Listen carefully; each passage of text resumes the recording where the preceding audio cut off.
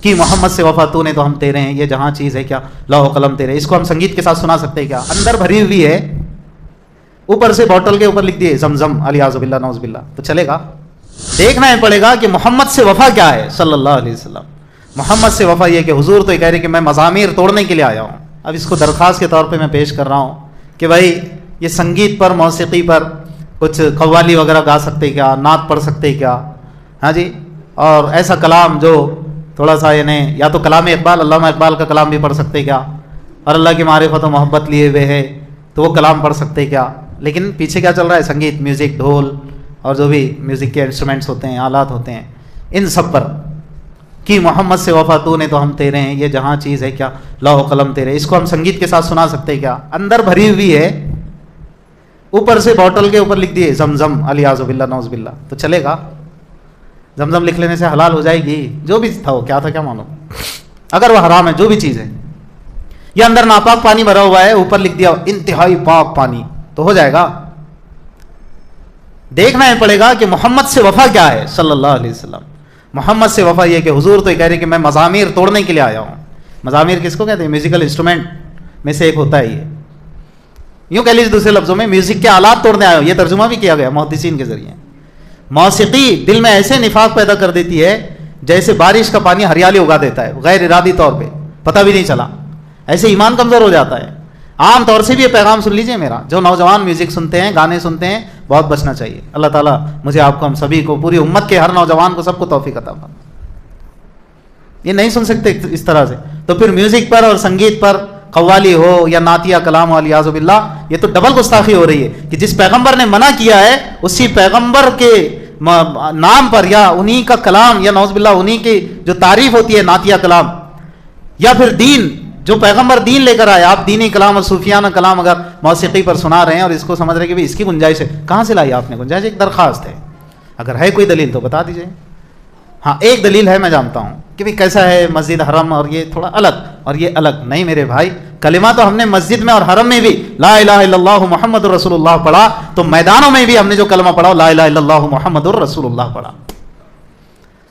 مسجد اور حرم میں بھی ہم اللہ کے رسول اللہ کے حکموں کے پابند، تو دنیا کے ہر میدان میں ہم اللہ اور اس کے رسول کے حکموں کے پابند ہیں. یہ بات کیوں عرض کی جا رہی ہے؟ اگر آپ کے ذہن میں آ رہا ہے کہ بھئی کیا ہوا تھوڑا چلتا، تھوڑا بڑا نہیں چلتا. پہلی قوم کی اخلاقی حالت بہت بگڑی ہوئی ہے. اب اگر اس کو موسیقی اور قوالیوں اور جناب عالی سنگیت اور سما اور محفل سما اور یہ وہ پتہ نہیں کیا کیا بھائی، اگر خدا نہ خواستہ یہ عادت اس کو لگا دی گئی تو اور بھی بگڑ جائے گی قوم. اچھا دیکھیے، پھنسی سے ہی پھوڑا بنتا اور پھوڑے سے ناسور. اگر آج نہیں اس پر تھوڑا غور کیا گیا اور روکا گیا نا، یا رکنے کی فکریں نہیں دلائی گئی. دیکھیے فکریں میری درخواست ہے، میں پھر سے کہہ رہا ہوں. کیوں؟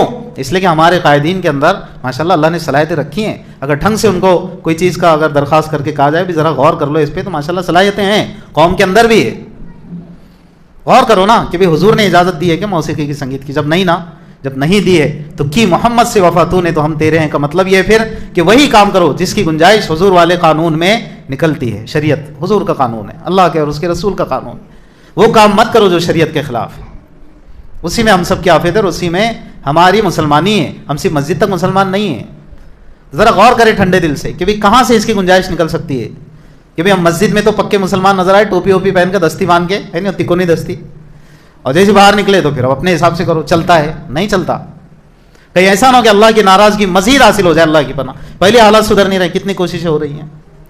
یہ سب اسی وقت ممکن ہے میرے بھائی جب ہم شریعت کو سامنے رکھتے ہوئے اپنی دلوں کی چاہتوں کی قربانی دیں گے.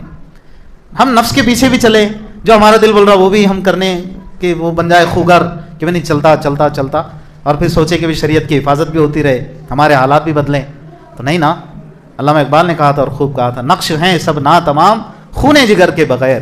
نفس تو چاہے گا کہ یہ کر لوں یہ کر لوں، دیکھنا یہ پڑے گا کیا میرا اللہ اور میرے پیغمبر اس کی اجازت دیتے ہیں، شریعت اس کی اجازت دیتی ہے. جب نہیں دیتی ہے تو نہیں کرنا ہے، تاکہ اللہ کی رحمت متوجہ ہو.